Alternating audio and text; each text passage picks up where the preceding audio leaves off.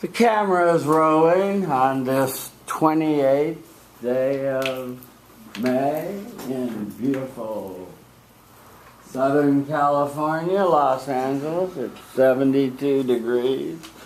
Eat your heart out. He's managing attention. Undo your hands. Communicating respect non-verbally. Finding friendly eyes near the front and the center. Say your name. Feel the love. Start your speech. Hi, my name is Charlie. Hi, Charlie. And I have a shameful confession to make. I've never voted before. And by that I mean I've never voted for a political candidate running for office. I mean, I voted for like People Magazine board best. But I personally have never voted before, and it's such a shameful thing because my second major is political science, and I always talk about politics, and here I am. I've never even voted before, never even partook in this democratic process. But ironically enough, even though I've never voted before, I've actually run for office a few times back in high school for student governments and clubs. And that's why today I want to persuade you to run for office for something that you're a part of. It could be a club, it could be an organization, it could be sorority, fraternity, or maybe after you graduate, even political office. I will give you 2 reasons and actions and benefits that you will get if you follow this course of action. So, running for office is something that everyone should do at least once in their lifetime because it provides you with this multitude of valuable lessons and skill sets. For example, when you're campaigning, you'll learn skills like how to smile when you really don't feel like smiling, which is something you should know for the future when you have to go to your kids' plays. But if you, and also you'll learn skills like being really patient and being really patient is the only other one I can think of. The first reason that I want you to consider running for office is that in the event that you lose, you'll actually gain a sense of how to deal with rejection. Because being rejected after losing in running for office is different from any other types of rejection. It's unique because it's not like rejection by an employer, where you get rejected by a certain few, you get rejected by a majority of your peers, which is something that can be really devastating. So, and unfortunately, I have a personal story to support the fact that running for office teaches you rejection. When you run for, when I was in high school in my freshman year, I ran for public relations officer, and I remember there was a runoff election, and during the speech, she brought out this giant bag of candy and started throwing it at everyone, and I thought it was kind of like a little unfair. Like I looked at the teacher who was supervising, but he was too busy unwrapping the candy. So I lost, and when I lost, I was really devastated because this was the first time that I ran for anything, and I've never been rejected on this scale before.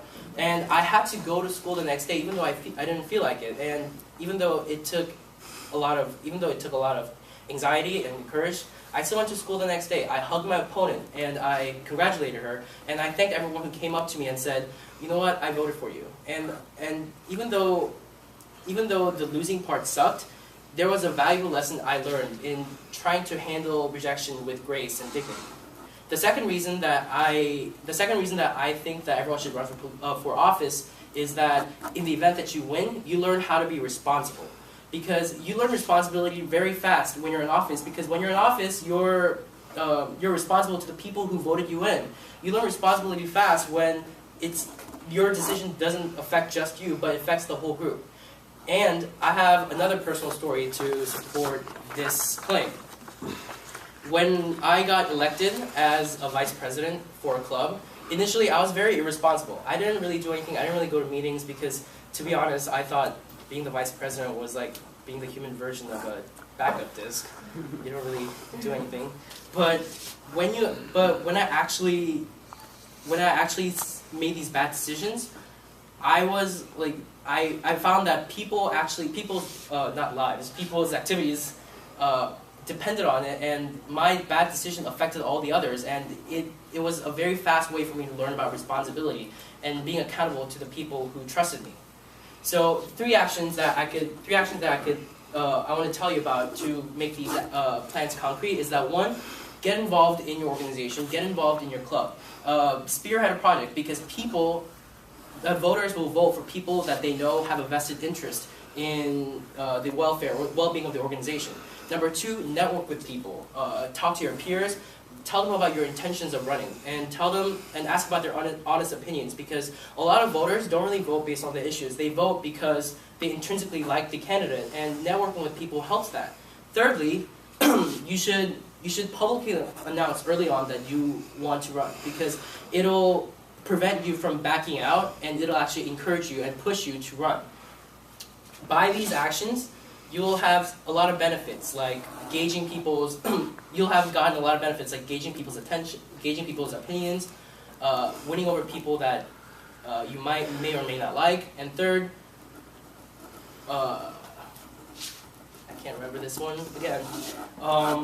Long-term plan. So, you learn how to commit in a long-term way. So, in summary, I've shown you two reasons and actions and benefits you will get if you follow my course of action. There should be no doubt in this room that running for office is something that everyone should do in their lifetime. I've never voted before, and the next chance I get, I'll vote, because I think it's something that everyone should do. It's civic responsibility, and even though it's not your civic responsibility to run for office, it's something that you should consider doing, because the process of running for office and the consequences of running for office is provides you with unparalleled life experiences. Thank you. Thank you. Let's start here.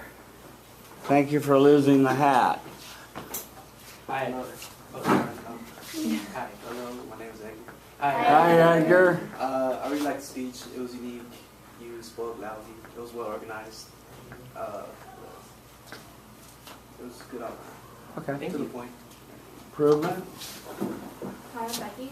Hi, Becky. Yeah, you articulated everything very well. I would just say, like, for those moments where you faltered, maybe that's just due to not rehearsing it a bit more. But other than that, Yeah, when you falter, don't call attention to faltering. Don't say, oh, I forgot the third point. Just pretend there wasn't a third point, see? Well, let's talk about your speech, Charlie. You started with a rather shocking confession for a political science major that you haven't voted. That was excellent. It grabbed my attention. I think it grabbed the audience's attention. It was a shocker. So you had a successful introduction. You transitioned into the idea that you wanted people to run, to expose themselves, to put themselves out there for something. And your thesis preview was fine, and your significant statement wasn't completely convincing to me, but you tried. You said you'll learn patience, you'll learn foresight. You kind of made a joke of it when you said you'll feel like smiling when you don't feel like smiling, but which is a little insincere, but you got a good laugh from it, so that was fine. Now, on your first reason for running for office was that you learned to deal with rejection. And rejection is a part of living everyday life, and it's a thing we all have to face and deal with.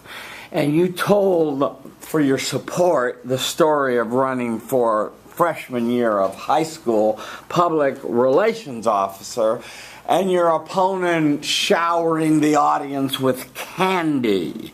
And the advisor ate the candy, and you sat there kind of haplessly thinking, this isn't fair, but nonetheless you were a good loser, and you congratulated the winner, and you took your licks, and you learned something from losing. Maybe to buy candy next time, I don't know.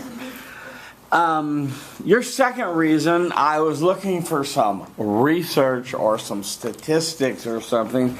I got another story, and I didn't quite get the oomph of this story. You talked about being a vice president, and you used the metaphor of a backup disc, of not being very pertinent or relevant. But I didn't know how that fit into why people are running for office, or why that supported your claim, or how that was support. I didn't really, that didn't help me further your cause. Your actions were okay, your benefits were good, except for your calling attention to the fact that you forgot one of them. Your summary, your conclusion, and your tie back were all fine. Now, I don't know exactly about, this was a kind of a tricky speech to research, because, it was kind of a psychological thing you were urging people to do, which was put themselves out there, expose themselves, don't take the safe route every time, take a chance, and even though it may mean rejection, right? But maybe there would have been some research out there on that.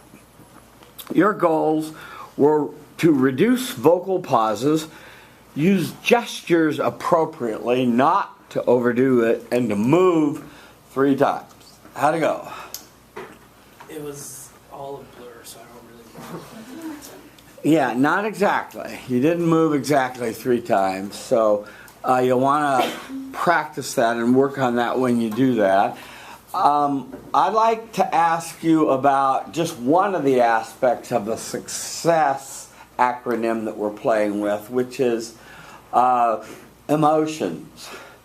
What were the emotions that you felt you were communicating to your audience about taking a chance, or your own emotions or something? Emotions, let's see, I didn't, it wasn't really in my opinion, it wasn't really an emotion-laden speech, per se, but maybe some of the, maybe like when I told the story about the rejection, maybe people could, like,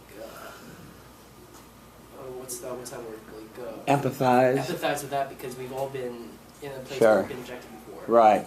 And maybe if you relived your feelings at that time about how you felt, and relived it and refelt it, that felt sensing that I've been, pushing on the whole quarter, that would have been effective. Overall, you got the job done, Charlie. Thank you. 6:15, Professor. 6:15, thank you.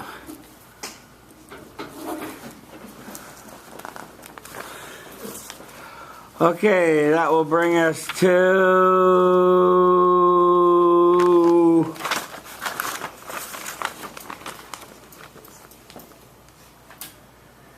Anais.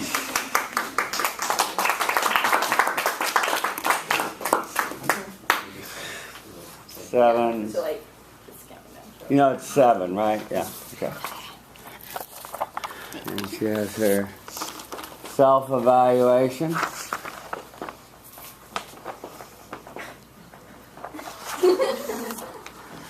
Okay. Can you take just a half step back? I think I can get you. No, you're fine, actually. Okay.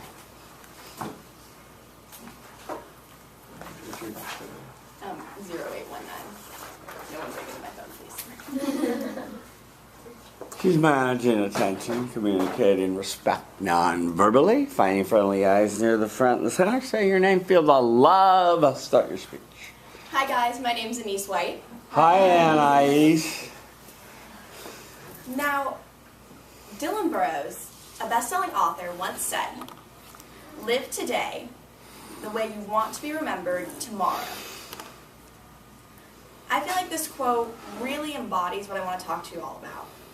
Today, I want to persuade you to register to be an organ donor. I'm going to give you 2 reasons you should do this, and 3 actions that you can take, as well as benefits that will follow if you adopt my proposal. Now, according to Donate Life California, in this country, this was according to 9:30 a.m. because they change their website every 30 minutes.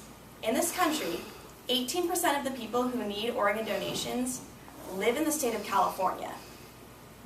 And although we may think that a lot of people are organ donors, only 1 out of 3 people in California are an organ donor. And this is in our state alone. Now, I'll know you'll all be interested to hear about this because deep down we all care about people. Whether it's a lot or whether it's a little, we all care about someone else. And not only that, but after we die, everyone thinks about what's our legacy going to be and how are we going to make an impact on the world so that we're remembered when we pass away. And this is a perfect way to do that, to not just make an impact on the world, but also to make an impact on someone else after you pass. Now, the first reason that I want you to register to be an organ donor is because it saves lives. My support for this is my father. When I was 8 years old, my dad passed away. And he was a registered organ donor in the state of Arizona. So after he passed, all of his organs went to people who were desperately in need of them. Now, it wasn't until about 4 years ago that I actually became pretty intrigued by this after my mom retold my sister and I. And so I went to Donate Life Arizona and talked to them a little bit about it. Now, when people donate, it's usually confidential. No one knows the recipient, no one knows the donator, unless the recipient agrees for the donor's family to know information. So I went to Donate Life, and there was certain people that did agree to make it unconfidential. Just from those amount of people, I found out my dad saved 7 people's lives. This was a huge impact on me. I feel so proud that my father did this, because not only just because I can't have my dad, but other people can have their family members because of what he did. And this isn't a rare story. According to the National Foundation for Transplant, one organ donor can save up to 8 people's lives and impact up to 50 people's lives. Now, the second reason that I want you all to register to be an organ donor is because it's desperately in need. In this entire country, according to the Washington Post in October 2014, there are 120,000 people on the waiting list to receive an organ transplant. That's UCLA's undergraduate population times 4, in need of something to survive. Now, that number just keeps increasing as the year goes on. And don't get me wrong, I want to preface that if you're an organ donor, it's not like once you sign up, if somebody on the waiting list needs it, you're going to instantly die so they can have that organ. It's not like that at all. It's after you pass away, which is hopefully in the very, very, very far future, someone on that list can possibly have something to live for after you pass away. Now, I also want to suggest 3 different actions that you can take. First, you can register to be an organ donor. Some of you may have it because you may have seen it at the DMV when you got your license. If you don't have your license, if you go and sign up for the license form, there's a little check mark where you can say either yes or no to be an organ donor. You simply check yes. But if you already have your license and you're not registered to be a donor, just go to www.donatelife and then insert whatever state you have your license in, .org, and you can just sign up right there, answer a few questions, and you're automatically registered to be a donor. The second action you can take is that you can, the second action that you can take is that you can encourage other people to be a donor. Whether it's your friends or your family, or you go and participate to volunteer at an event, such as Donate Life events, where you can tell different people about the positives of it. And the third action you can take is you can debunk the myths. Organ donation is a topic that has a lot of different rumors that go around with it. My favorite I've probably ever heard is they're automatically going to kill me and take my organs the minute I sign up, which is extremely untrue, as I've told you all before. And after you do these actions, you'll get several different benefits, such as you'll know that you're helping people and that you're making an impact. You're helping one of those people, or maybe several of those people, on that 120,000 amount list. So, and like I said, you're making an impact after you pass away. So you won't have to worry about that lasting quota feeling. So, in summary, I have told you about 2 reasons you should register to be an organ donor. I've also told you about 3 concrete actions that you can take and the benefits that will follow. There should be no doubt in this room that you all should register to be an organ donor and help others. So, like Rose said, live today in the way that you would want to be remembered tomorrow. Because if you sign up today to be an organ donor, even after you pass away, you'll know, and even tomorrow, no matter what happens tomorrow, you'll know that you're helping others and that you could even possibly be saving someone's life. Thank you. Thank you. What was the time? 6:02. 6:02. Thank you. We're in the rear here. Hi, my name's Gabe. Hi, Gabe. I like your speech. I like that you were loud. I like that you had to tie back in the end because I kind of forgot what his grabber was, but then you tied it back to the whole speech at the end, so that was good. Thank you. Improvement. Hi everyone, I'm Katya. Katya. I liked your speech. It was emotional. It was impacting, I guess. I don't really have something for you to improve on. I really liked it. She was perfect.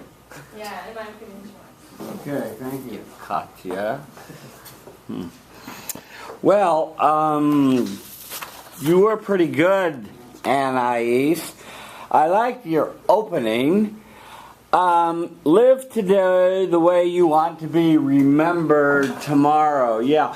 One of the things that I've talked about this quarter and that I talk about in some length in my other classes is this whole idea of not constantly working on your resume as you go through life, but taking a little time each day to work on your eulogy.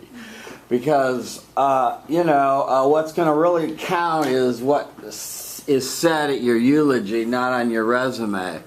And I think what you were really doing was encouraging people to put something on their eulogy, and i.e., the donation of their organs, which they're not going to need once they're fertilizing the sod. So that was good. So, your thesis was good. I like the way you stuck in your arresting statistics. They were updated as of 9:30 this morning. It shows you were really on top of your statistics and information, and that was good. Now, did you sell this to people? You said you chose the approach that I think you all care about people. I'm not sure I really thought that was the best way to sell it. I thought that was okay.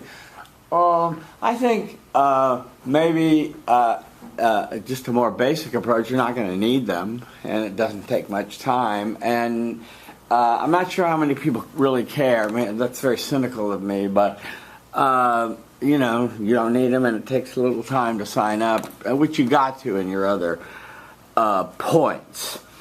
So, in your main body, you opened with your story of your father who passed away when you were 8, apparently. That was your best story and your best support and your best grabber. We suddenly understood why you cared about organ donations, and this wasn't just an assignment that you were doing for Professor Miller and you ran your finger down the list on the website of possible topics. Oh, I'll do organ donations. There was something real in your speech, and that's what I meant when I said in that email that I sent all of you last night at 4 in the morning or whenever it was, that personal stories really work and sell and are, really compelling and are persuasive. And I'm glad that some of the people allowed themselves to be identified and to share the joy of their continued life. That was helpful to you. My quibble, and it's a quibble, not a criticism, is that you didn't give us the date of the National Foundation for Transplant Evidence, which was 2015, which would have heightened the credibility of the quote, but that was good. So be sure to put in the dates of your sources every time. Your Washington Post evidence was compelling and excellent, and it was a big number. And this was your second story. And that was a good piece of evidence. On your actions, you gave people an easy way through the DMV to just, check off a box. If they haven't done it already, they can just go to that website and sign up. encourage others, and then debunk the myths. I don't think you got the best myth. The best myth is that when you're at the emergency room, doctors will let you die because they want your organs. That's the biggest fear I've seen in the studies that when they ask people, why don't you give your organs? You know, well, they're going to let me die on the emergency table because they want my organs. Yikes. Your actions were excellent. Your summary, your conclusion, and your tieback were good. You went 6:02, so you could have gone a little slower, could have put in a little bit more information to have rounded this out to about 6:30. But still, it was a very good speech. You said stay within a good time zone, which you did. Do not talk too rapidly, and use only purposeful hand gestures. How'd it go? I think the time was pretty good. Like you said, I could have beefed it up a little bit. Like I realize now, I forgot like a couple of elements, but they're small. And then, as far as talking too rapidly, I may have talked a bit more quickly than I needed to, especially towards the endings. I was a little bit like, oh my goodness. But and then, as far as hand gestures, I'm kind of okay. I kind of use them unnecessarily sometimes. So. That's what you notice when you look at YouTube. Going to the acronym of success and focusing just on statistics or the use of statistics or for support, credibility, that sort of thing. What were you doing differently now that you're a little bit into the sticky text and know a little bit about playing with statistics to make them the most effective? Share that with the group.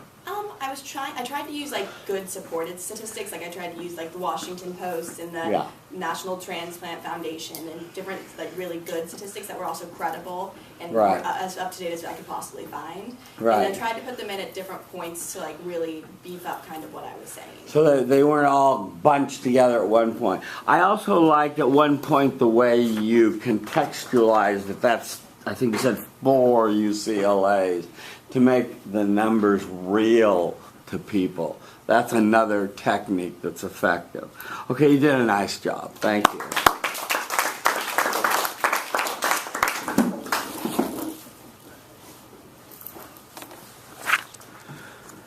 Okay, let's go to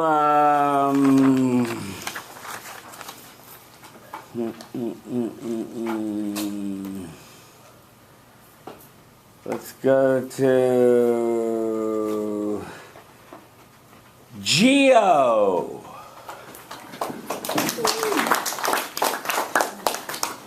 Hi, Geo. Hi, Professor. How you doing? Great. Pretty good. You even have a stapler. Excellent. And some self-evaluations on the last page. I see it. Good. Oh, you printed on both sides. Okay, I'll move over. Okay. Can you take a step back for me so I don't have to? Yeah, thanks. There we go.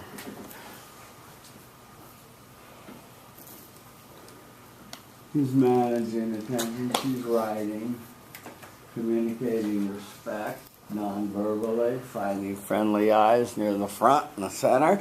Say your name, feel the love, start your speech. Hi guys, I'm Gio. Hi Gio. Hi everyone. So, the most astounding fact is a speech by Neil deGrasse Tyson, I think in 2012, really famous and genre. If you guys don't know him, I would definitely suggest checking it out on YouTube. And basically what he says the most astounding fact is knowing that the atoms that make up life here on Earth and in the human body can be traced back to the very beginning of time when lighter elements were being formed into heavier ones in the core of stars. And it was these stars, these very massive stars, that at the end of their lifetime they exploded and they spewed their enriched guts of carbon, oxygen, nitrogen, the fundamental elements of life itself, spewed across the galaxy. And it was these elements that became gas clouds and formed the new solar systems, our solar system, with planets. And these planets now have the ability to create life itself. So Neil deGrasse Tyson said that when he looks up at the sky in the night, that he knows that we are a part of this universe, that we are in this universe, but more importantly, both of those two facts is that the universe is in us. So today, guys, I want to persuade you guys to take an interest in astronomy. I'm going to give you 2 reasons and 3 actions, along with those benefits, if you adopt my proposal. And yeah, if some of you guys don't know yet, I'm the only astrophysics major in this class. So unless you guys have some sort of hobbies that I don't know about that pertain to astronomy, I'm just going to assume that I'm the only one who has a passion in it, because that's what astronomers do. We just use Wikipedia and assume things. And so because of that reason, I think that this will be very significant, because it's a topic that may be undiscovered to some of you, or rediscovered for others. And if I can persuade just a few of you to take an interest in it, then I'll be happy for it. So the first reason I want to persuade you guys to take an interest in astronomy is because based on CCLE, there's only 28 of us in this class. And like I said, only one of us is an astrophysics major. Now, to kind of put it on a more broader spectrum to the US, based on directemployers.org in 2010, only 9% of students were science fields. Not astronomy, just science fields. And I think NSF.gov said that 1.5 to 6% of laborers in the workforce were science and engineering. So I'm sure you're wondering where I'm going with this. Basically, if there was some sort of catastrophic event, guys, that made us basically have to go find a new planet, because we all know Earth is just rotting away terribly for some reason. You know, only 6% out of 100 people are going to be able to help you find a new planet. That's terrible odds. 6 for 100, that's a terrible thing. And if it's just our class alone, I'm the best chance you got. And that is terrible. You don't want that. So I'm not saying you guys have to build a rocket ship with it or anything, but just go into the night sky, you know, and be like, yo, Gio, I like that planet right there. Can we go to that one? I'm like, all right, I'll try. It won't work maybe, but I'll try. So the second reason I want you guys to take an interest in astronomy is because of my personal experiences, or my personal connection with it. And I want to tell you guys about a story about when I was going to Sacramento about 5 years ago. And I remember I woke up in the middle of the night, because we were still driving, and it was pitch black, and you can only see the headlights in front of me. There's no one else around us. And I remember looking up at the night sky, and it was the most stars I've ever seen in my entire life. And it was like a spider web of stars. It was like if you had glitter all over the table and you were shining light on it. It was just sparkling. It was the most amazing thing, the most breathtaking thing I've ever seen in my entire life. And I remember just looking outside the window the whole time for like 10, 15 minutes, just looking at the star, because I was so lost in all of its beauty. And you know, I feel that, you know, if you guys were taking interest in astronomy, you guys would also feel the same way if you were to see this site. And the 3 actions that I want you guys to take in order to take an interest in astronomy is, the first one, I want you guys to go on, you know, like Tumblr posts, blog posts, like BuzzFeed, Tumblr, Pinterest, Instagram, if you type in the hashtag astronomy, just to kind of find things that highlight the most beautiful and most captivating things about astronomy, things you can't see with the naked eye, not those not like the twinkling objects in the sky, but things far out there towards the edge of the universe that, you know, we don't get to see. And the second thing that I want you guys to do is I want you guys to get out of this LA smog, get out of this LA area. You know, you only see 2 stars at best, you know, in the night sky. I want you guys to see what I saw on that trip to Sacramento. I want you guys to go out there, go camping, go look at the night sky or something. But not just for the 2 stars, but for the spider web of stars. Because I know for sure when you guys see it, it's going to be breathtaking. You guys are just going to want to keep seeing more. And the last thing, guys, is I want you guys to download the Google Sky Map. This is actually an app that my professor here at UCLA recommended to me. And basically, it helped me become a more avid amateur astronomer. So basically, if like me, if you guys go out at night and you just look up at the night sky and contemplate about life, I used to tend to wonder, like, oh, what star is this? What constellation is that? You know, I didn't really know. But with Google Sky Map, awesome benefit here, you can actually put it up in the sky, and if you have all your location or whatever, you can see which stars are which. You can see where Jupiter is. You can put it to the ground, you'll see like Neptune and all of them that are there. It also tells you like where all the constellations, and you know, if there's a comet passing by, it tells you that too. So it's really a lot of cool benefits if you guys take these actions. You know, you'll be able to kind of appreciate astronomy as a whole for what you can see in the night sky and what you can't see very far out in the galaxy.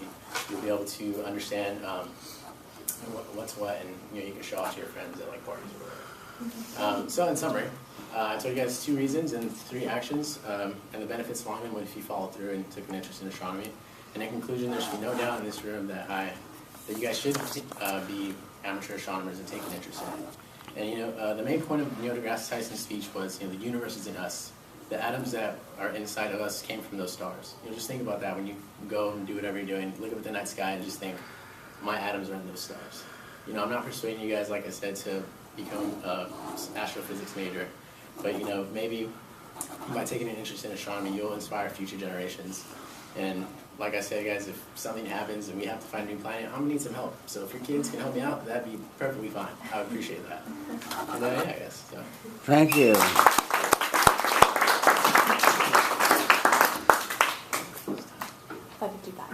What was the time? 5:55.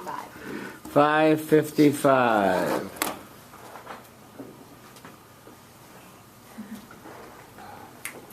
Hi, John. Hi, John. I too enjoy astronomy. I used to partake in the astronomy club here at UCLA.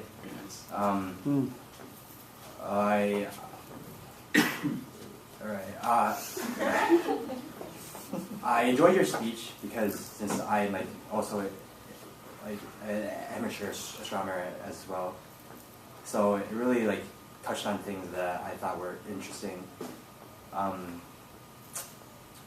And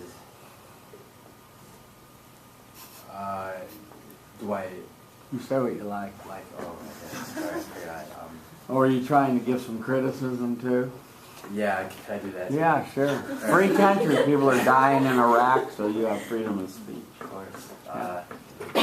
One thing that I thought that kind of stood out to me was that I think your first point wasn't the strongest, but I overall really liked it. So yeah, that's all I have to say. Sorry. Thank you. How can he improve? Hi, I'm Sunny. Hi, Sonny. Again, I thought it was a really good speech. I'm not into astronomy, so that was good. There you go. but it was pretty persuasive. The only thing I could tell of an improvement was that your time was 5:55, and I feel like you spoke a little fast, so you could probably slow it down and gone to 6:30 or something. But that's it. It was a really good speech. Thank you. Okay. Well, Jill, you let me get you in the camera focus. Yeah, you decided to go with basically your major and try to persuade people to have the same love of the sky that you have, right? And it's similar to the Joni Mitchell line, "We are stardust, we are golden," and we've got to get ourselves back to the garden, that sort of thing in her Woodstock song. And I think that you using the deGrasse Tyson quote was good, and you explained it well, that we are, and made it sort of this oneness, made the idea of the oneness of it all pretty clear for your intro. And so that was okay.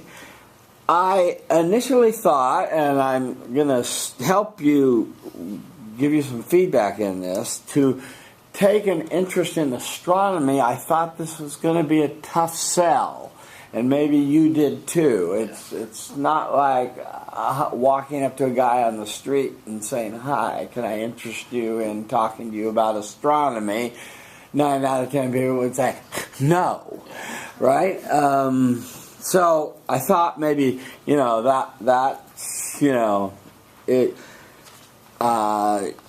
going to have a challenge to make this, pardon my French, for making it sexy or interesting or, that sort of thing.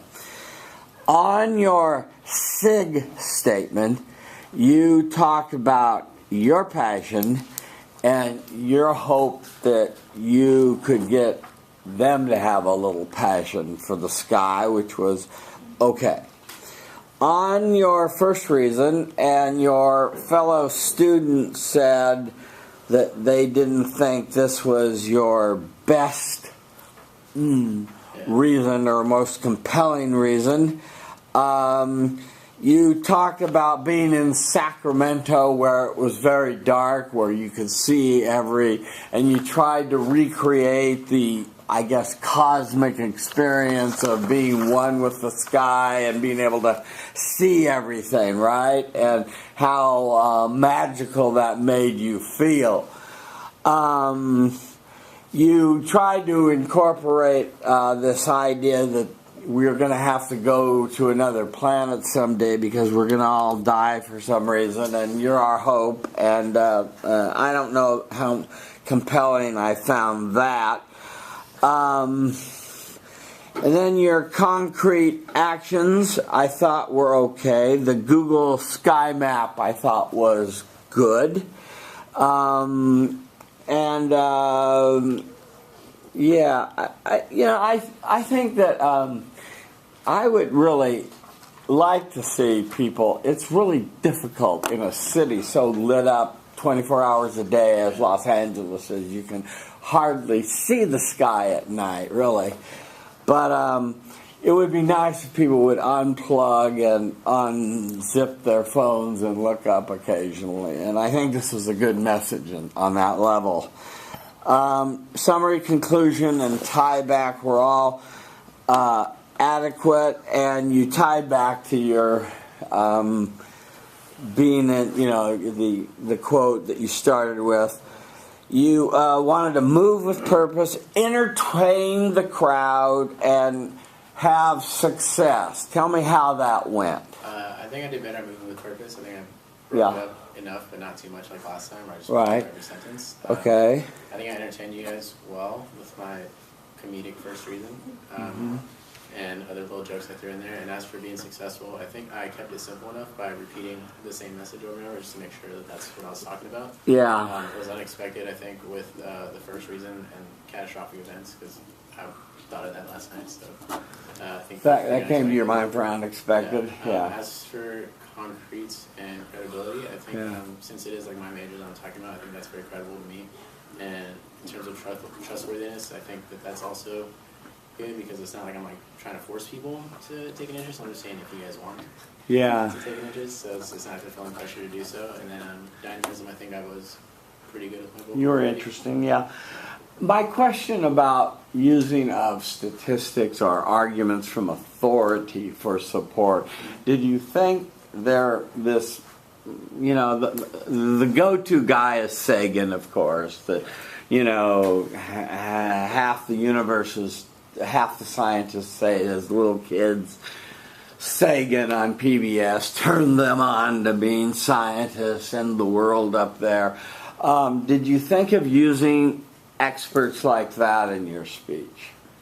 Well, I figured the reason why I used Neil deGrasse Tyson was just because I feel like that was like the most impactful quote, or at least it was for me anyways. So I think you can relate on that. And then as for the other statistics, it was more just to kind of, I felt like if I didn't have that first reason in there, that my speech would have been more like not as interesting, because that was kind of like unexpected, like to a scientific lane. Yeah, so that reason throwing in those statistics was kind of just to get people to just like be entertained and laugh at the subject at hand.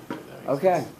Well, overall, you got the job done. I would say that I will repeat what I started with. You chose a very challenging topic. This doesn't lend itself easily to persuasion. So I admire you for trying to do it, because it was not an easy sell. Yeah. Was it like kind of sexy or like conserved?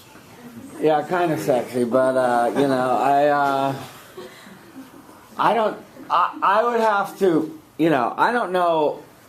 I guess it was because of the visual that Sagan presented that made him so sexy, and his narrative too, that made his presentation to me so amazing. I also have had some personal experiences of looking at the stars in very dark places like Rikishish, India, and in very dark places around the world that I came flooding back to me as I was sitting here listening to you, that people aren't having these days, So I was trying to think what has turned me on to stargazing, and I was trying to think, and mainly it was just the act of being out and being with an experienced guide who could point things out and could let the sky come into the picture. Yeah. Okay, thank you.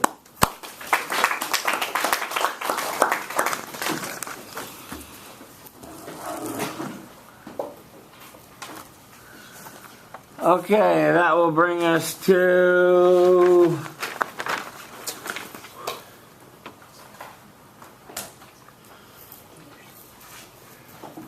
Rachel.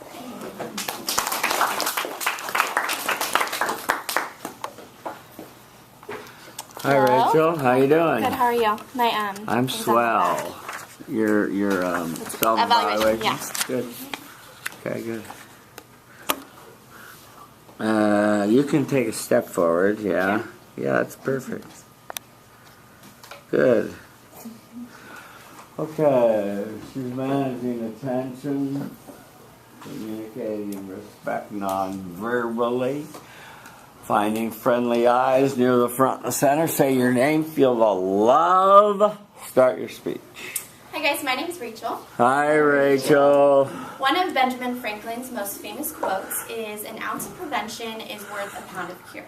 And I'm sure you've heard this in many different situations from someone.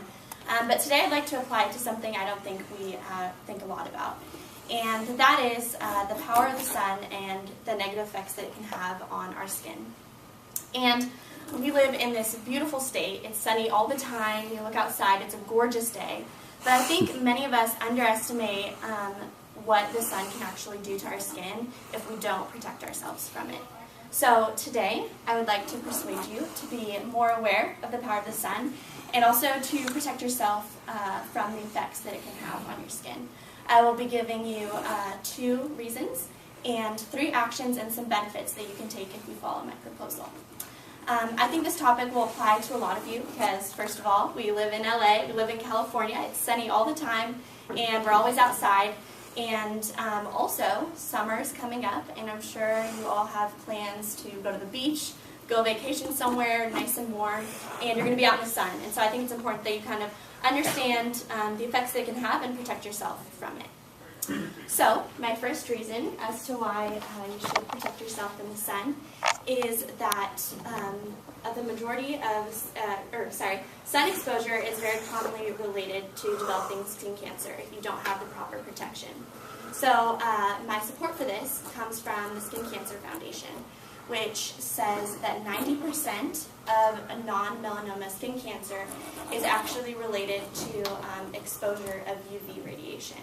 Now, this is a huge amount of just relation for one type of cancer to be completely related to just being exposed to the sun and not protecting yourself from it.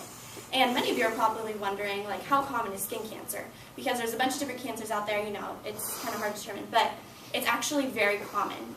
This foundation also said, and this evidence is from 2015, that 1 out of 5 Americans is diagnosed with skin cancer at some point in their life. And this is a huge amount. So if we just look at UCLA, I know a lot of people have compared their statistics, but our undergraduate population is around 30,000. And so 1/5 of that is that 6,000 UCLA students will be diagnosed with skin cancer by the time they pass away. And that's a huge amount. And I feel really personally connected to this issue because my grandpa was actually diagnosed with skin cancer 2 years ago. And it was a huge shock for me and my family because he's very healthy, super active grandparent, and he loves gardening. And so kind of how it came about was he would go out and garden a couple hours every day, and he's bald, and so he'd be out in the sun and wouldn't wear protection. And so he developed some skin cancer on the top of his head and had to undergo multiple surgeries. And this really threw my family in a loop because we before didn't really realize how common this was. And it was kind of just emotionally draining a little bit because it was the first person in my family to be diagnosed with cancer. So this was just really showing me how common skin cancer is and that the effects of the sun really need to be taken into account. So the second reason why you should be more aware of the sun and the effects it can have on your skin is that people living in California and young adults are both more common to develop skin cancer. So we live in this gorgeous state, it's sunny, and of course we all take advantage of it. But because of that, we are exposing ourselves to the sun, and many people just don't use sunscreen, don't wear a hat, don't protect themselves, and as a result, develop skin cancer. And so within California alone, the U.S. Government Office of Air and Radiation said in 2010 that 2 people die of melanoma every day, just in California alone, which adds up to about 800 people per year.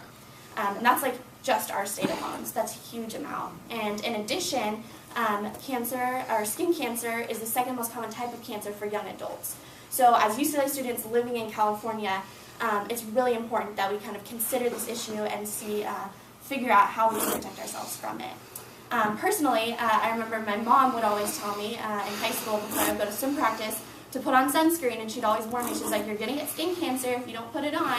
And I was always like, "Yeah, right, Mom." Like, it's one of those things your parents say. And then once my grandpa was diagnosed with cancer, I realized how common it was, how real the effect is. And so recently, since then, I've been putting on sunscreen every day whenever I swim in the pool. So now I'd like to say 3 actions that you can take to protect yourself from the sun. First of all, this is super obvious, wear some sort of protection. It may seem like really overstated, but a lot of people don't. People go to the beach, you don't wear a hat, you don't wear sunscreen, and you may not want to wear a hat or sunglasses, but just putting on sunscreen alone will have a huge effect in reducing the risk of you developing skin cancer later on. In addition, make sure that you buy the right type of sunscreen. It's easy, you can go to CVS, there's aisles of different types of sunscreen. And the most important type to get is the one with the highest SPF, because what that means is that the higher the SPF, the less UV radiation is actually hitting your skin and affecting you, and that's what you want. And lastly, you should not go to tanning booths or salons, and I know that's hard for some girls, but the risk of going to a tanning salon is you're basically directly putting yourself under the UV radiation, which is exactly what you don't want to do. And it'll cause premature wrinkling and definitely raise your risk for having skin cancer. So some benefits you will get from protecting yourself from the sun is, first of all, the risk that you have cancer will go down, and you'll feel grateful later on. In the moment, you may not want to put on sunscreen because you just want to play with your friends at the beach, but just 3 minutes of putting some sunscreen on will really help your skin later in life. So, in summary, I've shared with you 2 reasons, 3 actions, and some benefits for why you should protect your skin from the sun. In conclusion, there should be no doubt in this room that protecting your skin from radiation and from sun is super important, and it's super important for your health, just like exercising or eating healthy. And so as you go out for your summer break, I encourage you to throw in a bottle of sunscreen into your suitcase or vacation, and remember to put it on, because like Benjamin Franklin said, an ounce of prevention is worth a pound of cure. Thank you. Thank you. Okay, where are we? We're here. Thank you for waiting respectfully outside. And time was 6:42, Professor. 6:42, perfect. Rachel, I really loved your speech. I thought it was awesome, super educational. I learned a lot. I really, really liked what you did with your statistics. You found really good statistics and put them in good places, because the one that you told me when you were over here and you were making eye contact with me, it was 2 people die every day or something like that. That really hit me. I was like, oh my God, because we all hear skin cancer and we don't know it's that drastic. People are dying in our state, people we could know. So I really, really liked it. It was awesome. Thank you. Right, there was a good combination of statistics and then personal stories. And that was very effective. Improvement? Can you lose the hat? Thank you. I guess I'm Nathan. Hi, Nathan. Improvement. I'm not too sure. I thought she did really well. She was perfect. Yeah, I mean, just like Jesus. Not quite. Not quite. Okay, almost. No. It was a good speech. You spoke well. I mean, the stories were good and everything. I really like the stories. I guess maybe you walked a little far each time. Okay. Not walk as far. Okay. That's about it. I think that's right. I wrote that down too, Nathan. Yeah, you were too far to the side to play that other side. So one less step each way would be good, Rachel. Great speech. Ben Franklin cuts a couple of ways as an intro. He's familiar, he's nice, he's friendly, he's almost a cliche. But it worked. It wasn't killer grabber, but it worked. It was good. It was fine. Sig's statement and thesis preview, perfect. Your main body, your support where you skip the date and then circle back and put in the date. Thank you. Good. 2015, so it was recent evidence. You concretized the statistics and made them real to your audience and related them to the population of UCLA, and that was good. Liked that a lot. Then you segued into the story of your grandfather and him getting cancer. And you notice she did some really good stuff in her storytelling. Not only did she tell the details of her grandfather's cancer, but she said how the family and she felt. So she put emotions in her story, and she had a moral at the end of the story. And this taught me how important it is to be protected in the sun. So all the things we want in good storytelling, Rachel had right there. So that was good. On your second piece of support from the Government Office of Air and Radiation in 2010, the two Californians, and obviously you got one of your audience members, you zapped her with that, and you 800 deaths a year. So you wasn't just statistics that were just numbers, but you made them really come alive. And I like the story of you being on the swim team and your mother warning you and you blowing her off, and then when your grandfather gets it, you're going, oh, whoops. Maybe my mother knows a little more than I thought. The old bag really does know something, since I blew her off for 3 years, right? Yeah. Okay, and then on your actions, I thought they were perfectly consistent with your persuasive thing, and they were things that people could do. I very much liked that you, on your second one, that you talked about the SPF and getting a high SPF. And, when you point out that we have vials of suntan lotion, but you have to read the label because some of it is just oil. It's garbage. It won't protect you. So that was good. I hope no one in this room is stupid enough to go to a tanning booth, but I'm glad you stuck it in anyway. It's just a way to get cancer and wrinkle your skin, but I'm glad you stuck it in anyway. I'm amazed that they stay in business. You see these reports from the Surgeon General and everyone else, but it's a free country, right? So your benefits were good, and your conclusion and your tie back, as I said, was okay. Franklin, yeah. And your canais, use more hand motion, move 3 times, end up in the center, make eye contact with the whole room. How'd it go? I think my moving, I can move a little bit less, like you said, 1 step less. Yes. I'm glad I remembered to move. And right. I think I used more hand motions. I was trying to do that so I wouldn't go like this the whole time. Mm-hmm. And I think I improved on that from my last speech. And what was the last one? End up in the center? Yeah, you ended up in the center, yeah.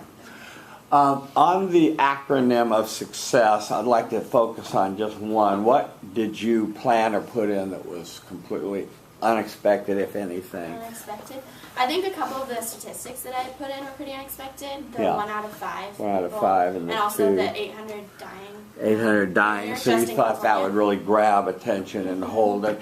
I think you did well with building the credibility of your sources by fully citing them, and it enhanced your credibility by building the credibility of your sources.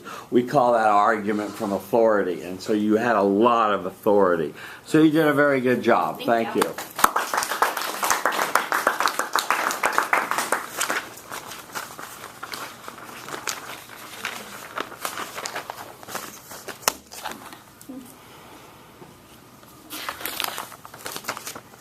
Okay, that brings us to, who is that? That was Rachel.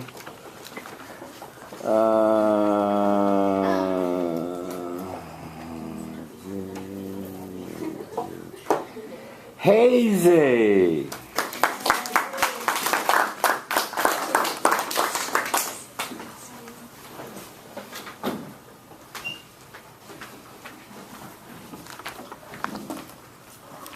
Hi, Hazy. How you doing today? How are you? Great. Okay, let me get you synced in here. Okay, you're good. You don't have to go back. Yeah. Go that way. Step. Yeah. Stands before you, managing attention, communicating respect, finding friendly eyes near the front and the center. Say your name, feel the love. Start your speech. Hi everyone, I'm Hazy. Hi, Hazy. So how many of you have actually searched yourself on Google? If you haven't done so already, you'll be pretty surprised about how much information you can get just by typing your name on Google. Your photos, your videos, your private information, and your address, everything could be up there. So where is this information coming from? According to a study in 2012 by Javelin Search and Strategy and Research, 12 million people in the United States is a victim of identity theft online. This is more than the entire population of Southern California, which is about 10 million people. And California is among the 3 top states in the United States that have the highest rate of identity theft crimes, which means that 1 out of 5 people in California are vulnerable victims of this problem. So today I want to talk to you about being secure and safe on social media and posting your private information online. I want to persuade that we should be careful about the information we post online because identity theft is such a big problem. I will present you 2 reasons why and 3 actions that you can take and the benefits that will follow. So why is this a significant issue? As we use Facebook more and more often in our daily lives and post more information online out there, we're making ourselves very vulnerable to identity theft crimes that is happening in the 21st century. So as well as enjoying the benefits of internet communication, we should be secure and safe about what we post online. So the first reason why we need to be aware of identity theft and personal information security is because as college students who use the most of Facebook and social media, we're the most vulnerable people that are exposed to identity theft. According to the Federal Trade Commission report in 2010, 24% of entire identity theft victims are college students, and we are 27% more likely to be victims of identity theft crimes compared to any other age groups. This means that out of here, about a quarter of us have the possibility of being victims of identity theft crimes. And I have a personal story to tell you about my best friend. One day, my best friend got a text from one of her guy friends saying that, hey, I found you on Tinder, which is an online dating application. And she was surprised when she got this message because she never made a Tinder account. And when she saw it for herself, she was traumatized because this mysterious account was using her Facebook photo as the Tinder account profile picture, which is very disturbing. And who knows what this mystery account was doing, masking my friend's identity. And she realized that she's been posting her Facebook photos publicly, and which gives access to basically anyone. They can download it, view it, and comment it, and just use it legally like what the account user did. And even though she fixed the problem by reporting the account and the account was blocked later on, this was really disturbing experience where we both realized how vulnerable we are in this digital age. The second reason why I want to persuade you to be more cautious and careful about your security about information is because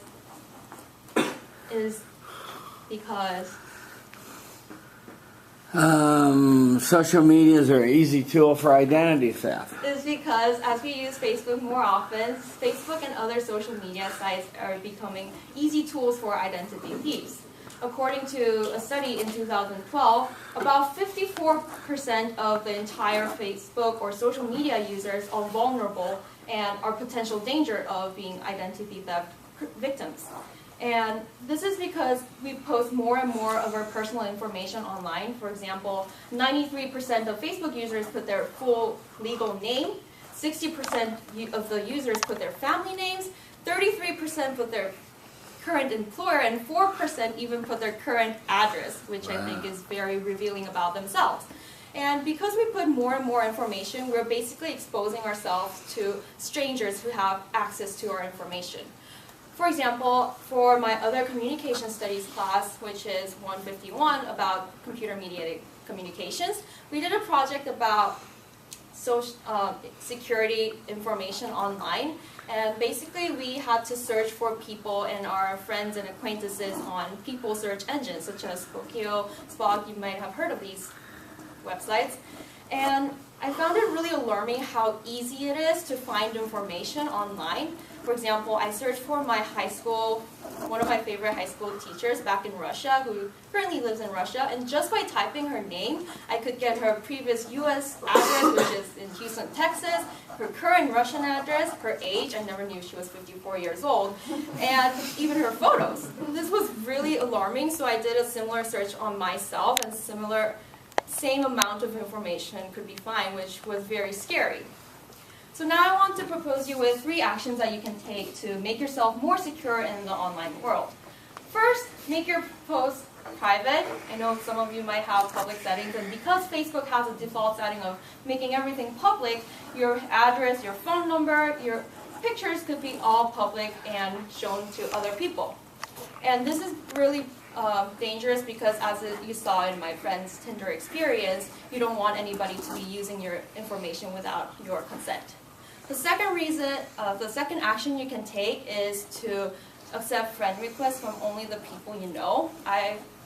Before I used to have like around 1,300 Facebook friends, and that's because I just accepted any of the friend requests that I got. If the name sounds familiar, if we have 10 or more mutual friends, I just accepted it. But then after my friend had an incident, I became more wary about who I connect with on Facebook. And the third action you can take is to be aware of what you post online, because once it's out there in the internet, it can be accessible to anybody. Be mindful of what you post. Don't put your private information, of course not your credit card, any of your information and data that could be used by other people and strangers. So once you perform these actions, you will be less likely to be the victims of internet identity theft, and your information could be more secure.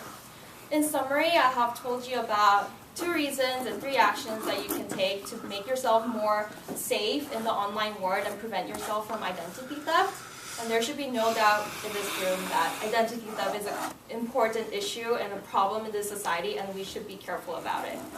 Facebook and other social media is a great way to connect with your friends and families, but as long as we are being careful, we can enjoy the benefits to its maximum and also save ourselves from any other problems.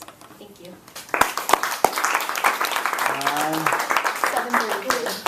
7:33. Dun, dun, dun, dun.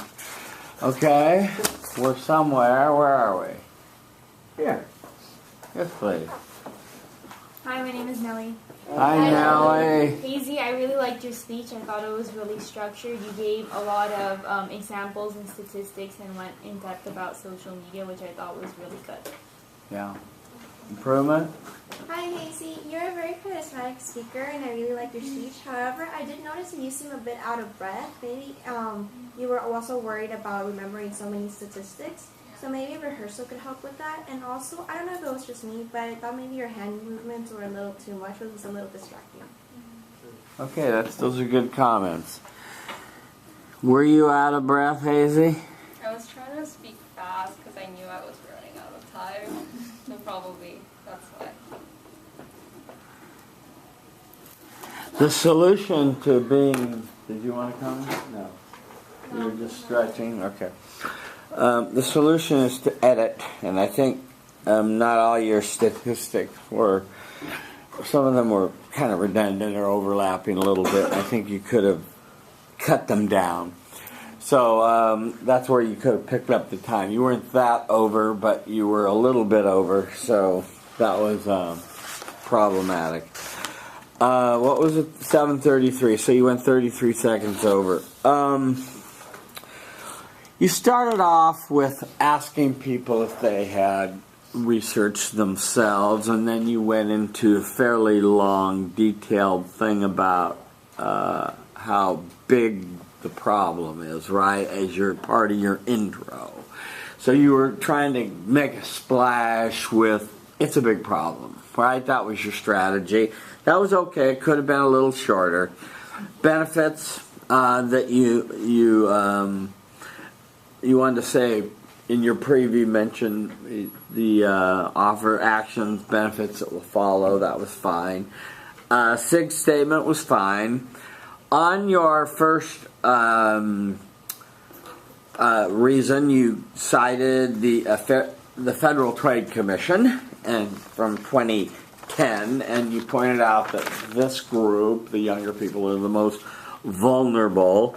And then I like this, you got a personal story of your friend. I wish it were you, but it was better. It was a good personal kind of story. That's and I don't know what Tinder is, but I am assuming it's some kind of dating service or something. Is that right? Or hookup service or something, or a meat grinder or something, or whatever, grinder or something. I don't know. I'm ignorant, but it's a dating kind of service, right? Yeah. What? Yeah. So that was compelling evidence, and that made the problem real. And I wouldn't have cut down on that. That was good storytelling, and that you had a moral at the end of that story. And so don't forget to put the moral at the end of the story. The second reason you bumped up a little bit and forgot your statistics, but you know, the essence of it is people are giving away a whole lot of information, including their current addresses. And I think that while these people search engines like the ones you mentioned here can be helpful, like you found your favorite Russian teacher from years ago, you were kind of shocked that this was all just available, right? So that was a pretty good story. I like that story too. So that was good. The statistics could have been compressed down. I think you could have been a little bit more specific in telling people how to make their Facebook settings private. I'm not sure everyone knows. I'm not sure that's an easy thing to do. So I think you can just say, do this or go there or do it this way. I think that your second one was good. I was amazed that you had 1,300 friends, more like acquaintances, and you were collecting them like tokens, right? And I'm glad you admitted that. That was interesting. And then I'm glad you cut them down to like 13 or 3 or something, you know, a manageable number. That was good. And you said be wise about the things you post on Facebook. Again, that was a little wordy, and that's where you got lost a little bit of your time. I think the benefits could have been, that's where I would have put a little bit more time in. Summary, conclusion, tie back were good. You said stay within the time limit, use gestures, don't have my hands locked, and have vocal variety. How did it go? Time limit, I guess that went over time. Mm-hmm. But I did cut the very last solution a bit. I didn't Yeah. mention the actual friend example that I put. Yeah. Because I knew that she was like this. Just giving you the time figure, yeah. Okay. But it could have been more brief, and gesture, I guess I was trying to use more, but maybe it could be a little distracting. Mm-hmm. I think vocal variety was okay, but I was a little out of breath.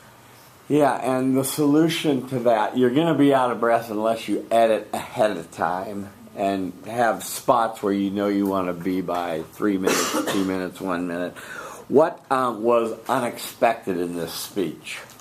I put the Tinder example because I think that wasn't expected, and like whenever we talk about like identity theft crime, it seems like it's somebody else's problem, but it's actually like really, It comes close to home. So it Yeah. actually happens, and there are examples of people Things that who are really do actually happen. experiencing.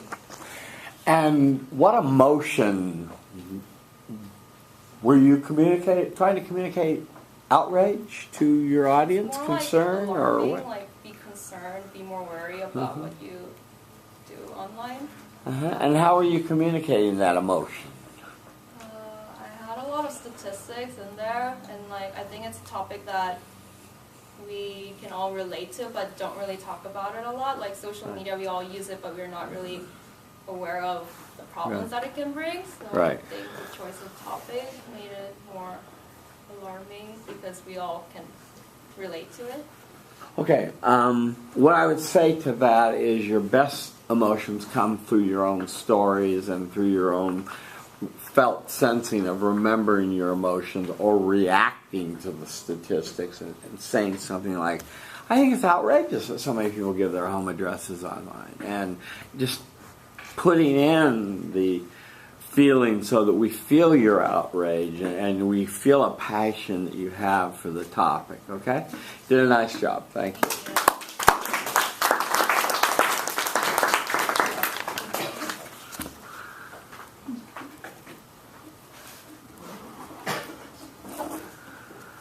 Okay, that will bring us to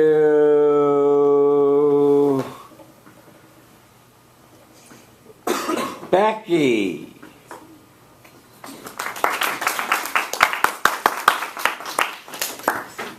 Hi, Becky. Hi. How you doing? I'm okay. How are you? Good, thanks. She stands before you, managing attention, communicating respect, finding friendly eyes near the front and center. Say your name. Feel the love. Start your speech. Hi, everybody. My name is Becky. Hi, Becky. So there is a condition that increases your risk of heart disease by 40%, your risk of heart attack by 25%, and your risk of stroke by 25%. And I would guess that most of us in this room actually are victims of this. So the condition that I'm talking about is stress. And all of these statistics were published by the American Institute of Stress in 2012. Now, today I want to persuade you to take care of your bodies to reduce your stress, and I will offer you 2 reasons and 3 actions you can take to do so. And I'm sure that you'll find my choice of exploring stress and taking care of your health important, because in a competitive top-tier institution like UCLA, the stress is very real for most of us. We have a lot going on in our lives, and more often than not, we're under constant stress. So the first reason that I want you to convince you to take care of yourself and reduce your stress is because you'll be more productive if you do so. And my support comes from actually a personal story that just happened a few days ago. I don't know if you can tell, but I'm kind of like nasally right now, and my voice is kind of weaker. So what happened a few days ago was on Tuesday I decided to go home early, leave campus early, so I could work on my sticky quiz. I had a lot of papers coming up, I still do. I have a lot of studying to catch up on, so I was under a lot of stress. And so I took it upon myself to take a large chunk of my day just dedicated to working. But then by doing that, I had neglected to take care of myself, and I was making a lot of very poor food choice decisions, and I wasn't really watching what I was eating. And so what ended up happening was that in the middle of the day, I was like dry eating and everything. I think I was suffering from like mild food poisoning, and it was actually pretty terrible, and I'm still recovering. But it was really ironic because I had dedicated such a large chunk of my day to working on my paper, but I couldn't do it because I felt so bad. And that put me out of commission for like yesterday too. It was all terrible. But I felt really sad about this because all the time that I had dedicated to my work and everything was, it had gone to nothing just because I was so stressed and I wasn't managing myself. And so I want to share that story with you so that you'll know to take care of yourself, and it is preventable, and don't make the same mistakes that I made.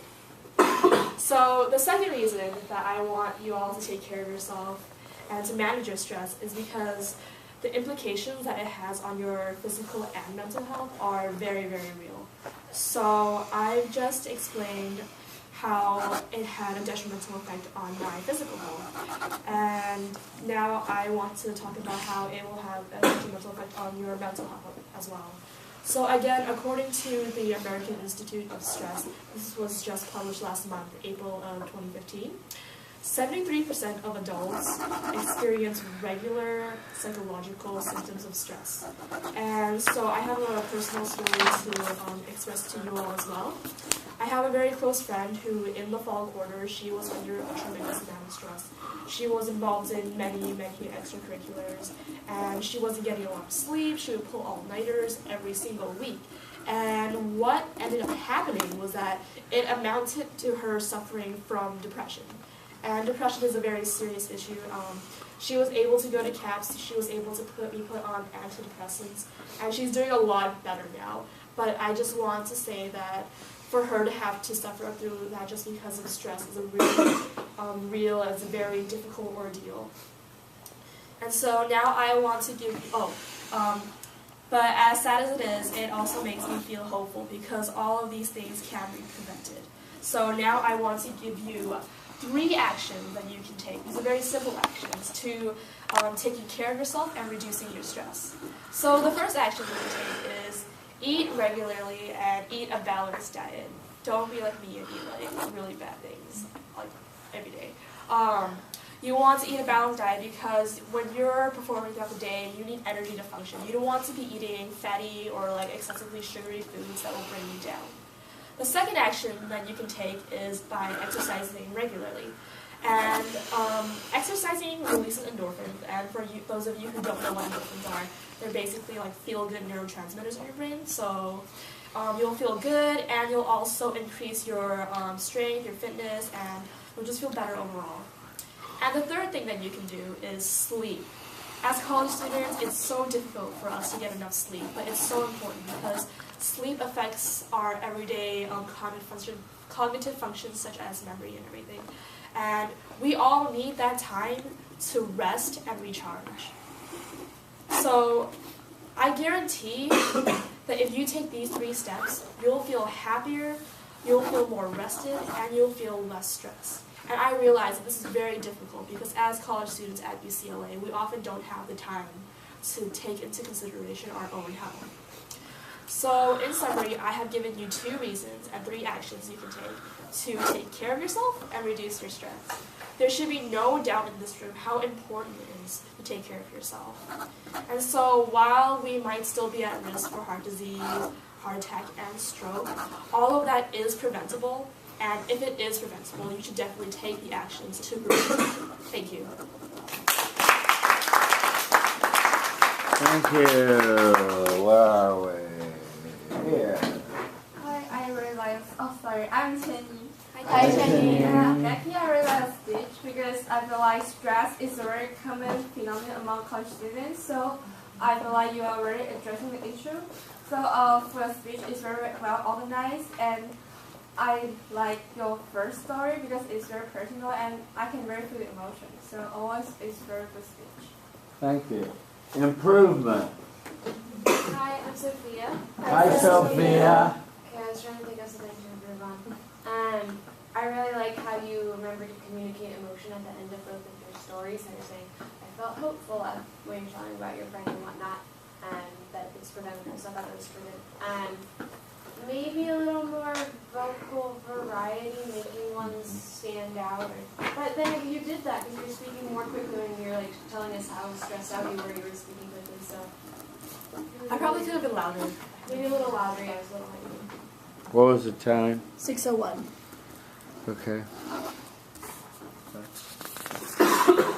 Okay, Becky. Yeah. Thank you for the speech.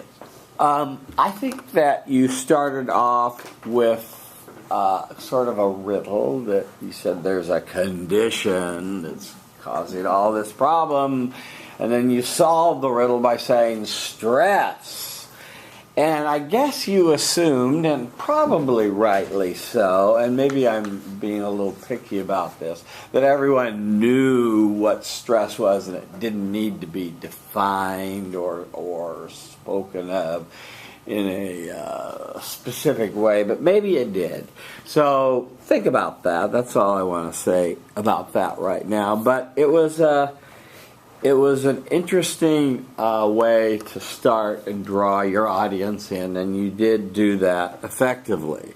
Your thesis preview was fine. Your SIG statement about relating this to the audience and being at a top tier university, as you put it, and being in competition with others, etc., was good. Your first reason was your personal story, in which you talked about, thank you, starting the sticky assignment early. Good. You get more benefits from that by actually reading and thinking about the concept. So thank you for that. But you talked about the fact that it didn't work out very well, that you weren't eating, and that you began dry heaving. I like that. That was very vivid. And so that was a good storytelling. And as Sophie pointed out, you put in your emotions at the end, that you felt sad, and you also put in a little moral to your story, which you always want to remember to do. And this reminds me that I've got to not just, I'm not a machine, I've got to take care of my body and that sort of thing. So that was pretty good support for your first reason about not getting too stressed. On your second reason, you quoted the American Institute for Stress, and you quoted them in April of 2015, and you talked about psychological symptoms caused by stress, and I think this is where you were going to talk about depression. And again, I guess this didn't really need to be defined. This was just so everyone knows what depression is. And you told us of your friend that had taken on too much, and she became depressed and got help from the center over there and so forth, and that helped her. And you put your feelings in about it and said that it didn't have to happen, it can be preventable. I think that, and then your actions were a balanced diet, and exercise and sleep. I wish you had said something about how long, because everyone sleeps, but some people think 4 hours is enough, and it's not. Also, I think that the campus offers these mindful meditation classes that are real good. People report to me are good helps for getting them off the stressful regime and taking 15 or 20 minutes twice a day to just step off of the merry-go-round and stop and be silent for 15 or 20 minutes, and that recharges them and takes away some of their stress. So mindful meditation is something else that is also, I've heard, helps stress. Your summary was fine, your conclusion was fine, and your tieback was fine. You could have pumped a little bit more research in here and a little bit more, maybe to go a little longer, and maybe another 30 seconds would have been good. But overall, I liked the speech, and you tied back to your riddle, so that was fine. You said increase speaking volume, move 3 times, and maintain eye contact. How'd that go? Speaking volume, it's a problem that I struggle with all the time, so Yeah. I'll keep trying to improve on that. Moving 3 times. It was definitely better than last time, but because I remember last time I didn't move enough. So I think I moved a little bit further than last time. I'm not sure if it's enough though. Yeah. Let me say this. I wrote this in the column here. When you are over here working this side of the room, do glance over there, you know, at glance back at Gabe or whatever, just to make sure you're telling him you're not ignoring him, even though you're mostly working this side of the room. And same when you're over here, glance over there at Ms. Miller and give her a look, so you bring her back in when you're way over there, so you continue to work the room. What was unexpected? I think definitely the personal stories are pretty unexpected. Personal stories, okay. And credibility of what was credible in your speeches?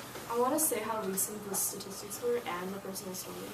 Yeah, and let me suggest you could have built up the institute to be more credible, to be more authoritative, that sort of thing, or maybe had a second source would have helped your authoritativeness. Okay, I think your message was pretty simple, but for the fact that I wasn't really positive.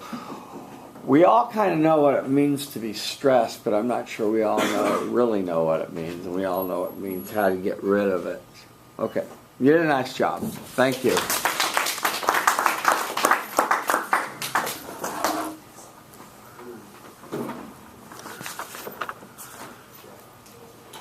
Time for one more. Let's see. Who was that? That was Becky. All right, let's see. Silvio. He went during the last meeting, Professor. Oh, he went already. Okay, well, I guess we'll pick you up next time. Our work is done. Yeah. Did you find any copy of the last lecture online? It's going to be posted soon. It's going to be posted on YouTube soon. Oh, how do you know? Because I know last year it happened on the same day and they posted it 15 days later. About right now. Oh yeah, so you're just assuming you asked somebody. Yeah. Okay. Good. Yeah, I sent you an email saying that You did awesome. I tried to send it to you, and it didn't work, and the student was helping me send erase it, which it really pissed me off. Erase the whole speech? Yeah, and he was trying to put it on my laptop so I could put it in a Dropbox, and then they give you access to the Dropbox because it was an hour and 9 minutes long. And then the prophecy disappeared. It's an infinity now. So I just wanted to tell you I tried, and as our friend Sonny here tells us, it might be up soon. Okay. So It'd be YouTube. yeah, just keep 2014 ones. If you go to the organization and goose them a little bit, I need to talk to you a minute. Yeah, I know. I have a quick question after you're done. So if you go to the organization and goose them a little, maybe they'll get it up faster. Because I've already finished the rhetorical analysis paper. It was just a few things. I didn't know how many lessons exactly. I didn't want to misquote. Yeah. Maybe I could ask him as well, since I had him as a professor. And Anna East took real good notes, so why don't you email her? Good tip. All right. Okay. Thank you. You're welcome. I have a question about the final. I always write the page number where I find the answer. But for this question, it seems here that there's 2 correct answers, so I was very unclear about it. Because so it says, spoken words are abstract. She wants me to give her the correct answer. Oh, I'm just pointing out that it does say, like, the 2 things here. Yeah, yeah, that's right. So either one could be correct, you're saying, versus the last 3, which are completely incorrect. Yeah. Mm-hmm. 1 and 2. More interesting and credibility, yeah. Mm-hmm. Okay, I'll give you credit for either one. Alright, thank you. Send me an email on that, huh? Will do. Thank you. Yeah? My study buddy disappeared and I have his findings, so I'm waiting for him back. Oh, like, for the day or in life? His stuff is still here, so. Oh, yeah, he's in the bathroom. Yeah, so I'm just waiting. Yeah? I was just gonna say, so I was gonna do the my last lecture thing too. Does it matter that other people are doing it? No. Free country. People are dying in Afghanistan, so you have freedom. Got it. Yeah. Have a nice day. Printed, yeah, you were right. It's my end. I thought you had to do it. Yeah, I just spent an hour because I had to send a memo to the chairman, so you owe me an hour. I owe you a lot, yes. You owe me more than an hour, but I just spent an hour writing a memo to him saying this big long bullshit story about you've been working off border and you're a great guy and you're a great researcher. Thank you so much. And you're blah blah blah. Let me see what you wrote here. Make sure it's consistent with what I wrote. Pretty sure what you said we've been doing. I took what I said in the email and I wrote it. Yeah. Awesome, thanks so much. And the version's on there, right? Yeah. Okay, perfect. Yeah.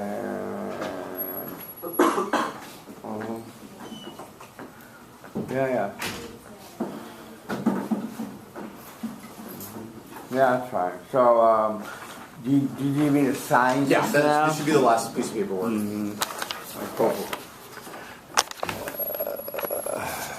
Actually, where do you buy your G2 pens? Because everywhere I look, they're way too expensive. I buy them by the case. Oh, gotcha. Yeah, I always use those for. They work really good on legal pads. Yeah. For mock trial, very fluid writing.